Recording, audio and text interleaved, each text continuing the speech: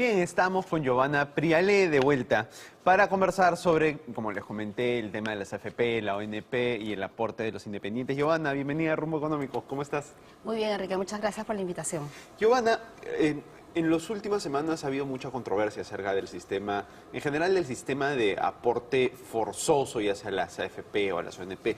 Richard Webb sacó este artículo, ¿no?, que se ha leído mucho, donde él señalaba que el sistema de las AFP ha fracasado. Su sustento es que lo que ha hecho es simplemente encarecer la contratación laboral y ahora que tenemos a 7 de cada 10 trabajadores en la informalidad, pues deberíamos repensar todo el sistema. ¿Tú crees que el sistema de las AFP ha fracasado? Mira, yo creo que el artículo de Richard Webb es muy interesante porque pone en cartera un tema evidente, ¿no? La reforma del sistema de pensiones, como tú lo señalabas, no es solamente la reforma de las AFPs, porque las AFPs ofrecen un producto previsional que es la cuenta individual de capitalización. Y por lo tanto, cuando ese modelo se importa en el año 93 de Chile, venía una economía donde el 70% de la PEA en Chile era formal.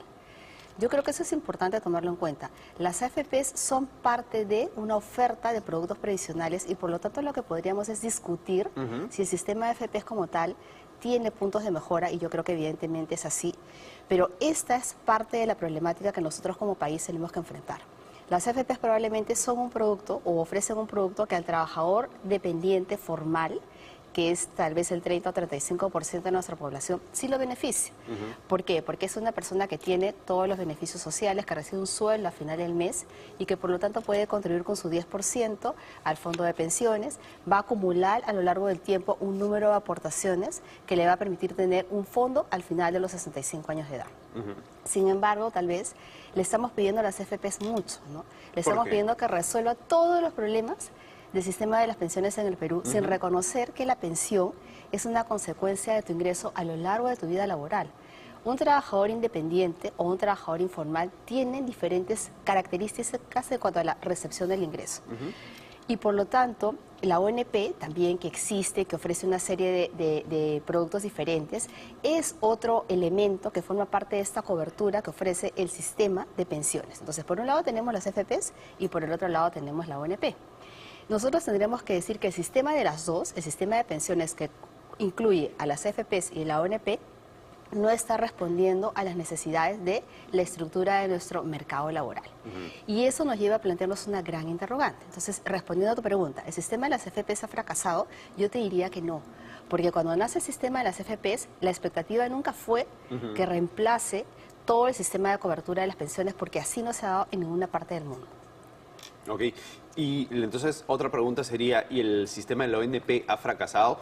A mí me da la impresión que, si bien yo estoy en contra de cualquier ahorro forzoso, el sistema de las AFPs es muchísimo mejor que el de la ONP, porque el de la ONP está quebrado. No existiría, no podría funcionar sin el subsidio estatal, ¿no? Y es un sistema además donde uno contribuye y en muchos casos no llega a tener ninguna pensión, ¿no? Porque no llegas a cumplir los requisitos. Mira, cuando nace el sistema de AFP, se nace precisamente porque se decía que el sistema de la ONP estaba quebrado y que por lo tanto era necesario construir una forma de ahorro para que las personas nos aseguremos de que en la vejez íbamos a contar con ingresos.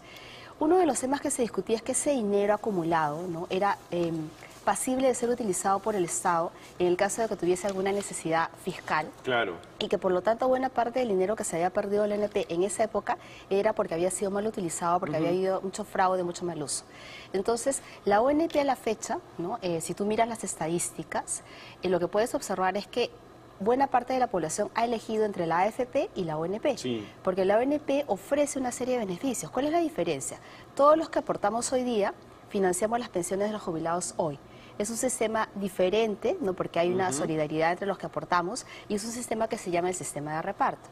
Personas que de repente están afiliadas a la ONP pueden ser profesores, ¿no?, personas con ingresos medianos o más bajos que sienten que al final de su vida laboral pueden tener un ingreso similar o parecido al que tenían, al ingreso que estaban durante su vida laboral recibiendo, ¿no? Entonces, yo no creo que a la fecha el sistema de ONP esté quebrado o pueda quebrar. Entonces, o sea, no está quebrado, pero no podría sobrevivir. O sea, sí está quebrado, porque no puede sobrevivir sin el subsidio estatal. A ver, Digamos, si yo tengo una empresa y la empresa no puede mantenerse por sí sola y solamente vive con un subsidio del Estado, ¿no decimos que está quebrada? yo creo que el punto que tú planteas es muy importante, ¿no? La diferencia entre las AFPs y la ONP es que en la AFP yo tengo acumulado mi fondo de pensiones y por lo tanto estoy ahorrando para mi jubilación. Tengo patrimonio. En el caso de la ONP, lo que nosotros podemos observar es que para financiar las pensiones de hoy, ¿no? Estamos usando el ingreso de los trabajadores de hoy y probablemente parte de los aportes del Estado. Claramente la ONP, pensamos nosotros, no podría convertirse en un elemento o herramienta para que reemplace el sistema de las AFPs de ninguna manera. Yo creo que ahí el Estado y sobre todo nosotros tenemos que dar señales claras de que se respetan las condiciones del libre mercado. Las AFPs, y yo siento que esto se ha dado mucho en los últimos meses, en semanas, seguimos discutiendo si es que las AFPs son una buena herramienta, si es que vamos a seguir con ese sistema o no. Yo creo que eso desalienta la posibilidad de hacer inversiones, ¿no? O sea, tenemos que centrarnos en el punto relevante. Las AFPs necesitan mejorar la competencia, la rentabilidad, las comisiones que ofrecen. Y probablemente son un producto para un tipo de trabajador que es el que tiene ingresos más estables a lo largo del tiempo. La ONP es un sistema que coexiste a la par del sistema privado de pensiones porque ofrece una cobertura para trabajadores que tienen ingresos menores, que probablemente en el FP no podrían rentabilizar sus aportes, y como tú dices, recibe parte de aporte del Estado.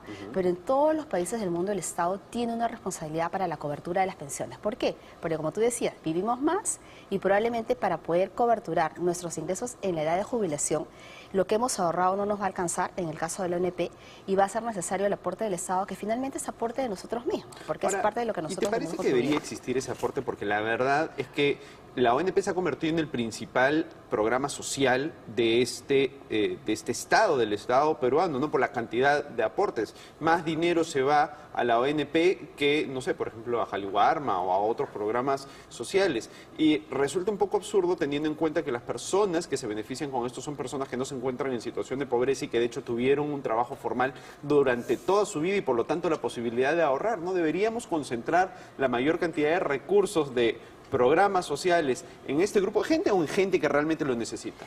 Mira, el punto es clave, ¿no? O sea, el Estado tiene que concentrar el apoyo a las personas de ingresos más pobres, situación de extrema pobreza porque es población vulnerable. Pero acuérdate cuál es el sentido de ahorrar para la pensión de jubilación. Bajo el esquema que tú escojas, tú buscas mitigar el riesgo de ser pobre, porque a partir de los 65 años de edad es probable que tengas menores posibilidades de estar empleado, probablemente en algunos casos puedas tener mayores riesgos de enfermedad. Y lo que se busca con todas estas políticas es que se mitigue la posibilidad de que la persona llegue a esa edad y además se vuelva pobre. Por lo tanto, yo creo que es deseable, ¿no? Definitivamente siempre que las personas ahorren su propio dinero, porque es parte de tu riqueza, para poder tener ese fondo al final de tu edad laboral. Giovanna, y para terminar, antes que nos gane el tiempo, ¿qué harías tú con el sistema de los independientes que ahora están tan molestos por tener que aportar una AFP? O a la ONP o a lo que sea. Sí, yo creo que en el tema de los independientes hay dos cosas que me gustaría decir de manera muy breve porque creo que es importante, ¿no? El trabajador independiente tiene una naturaleza diferente a la del trabajador dependiente. Primero, sus ingresos no son ingresos que tú puedas comparar con el salario de un trabajador dependiente. Cuando yo trabajo en una empresa, mi sueldo es para que yo directamente lo destine a mi consumo o a mi inversión. Cuando uno es trabajador independiente, a veces subcontrata a otras personas. Claro, probablemente eso es parte de la informalidad, pero es parte de nuestra realidad. Y por tanto, mi ingreso es el ingreso de una empresa, no es el ingreso del cual yo voy a disponer para pagar mis gastos de comida al fin de mes.